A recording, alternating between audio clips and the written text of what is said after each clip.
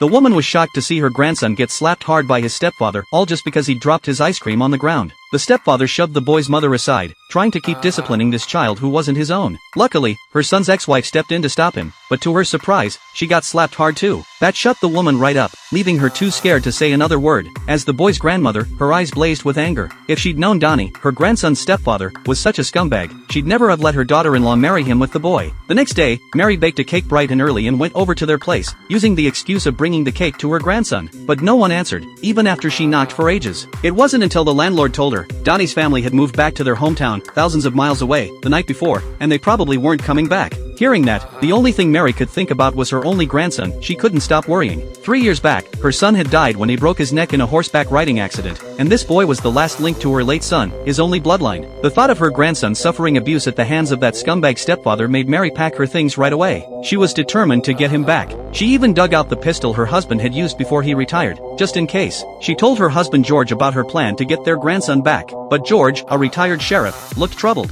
American law takes child custody really seriously. Without the parents okay, no one even has the right to visit, let alone take the kid home to raise. But Mary was dead set on it. She was gonna try no matter what. So the two drove to a neighboring state. They didn't have Donnie's exact address, but George used his connections at the local police station to find out the family lived in a certain town. After leaving the station, they passed a liquor store, and George's craving hit. He grabbed a bottle of whiskey and took a couple of big gulps. Then, as they got ready to hit the road, he went to hide the bottle to avoid getting busted for DUI. That's when he noticed something under the seat, the pistol from home. George couldn't believe it. He'd had no intention of breaking the law. He just wanted Mary to get a proper goodbye with her grandson. What he didn't know was that Donnie's family was known around there for being real bullies. George would end up losing a finger, hacked right off. And in the end, to save his grandson and do right by his family, he burned to death in that fire, gone forever.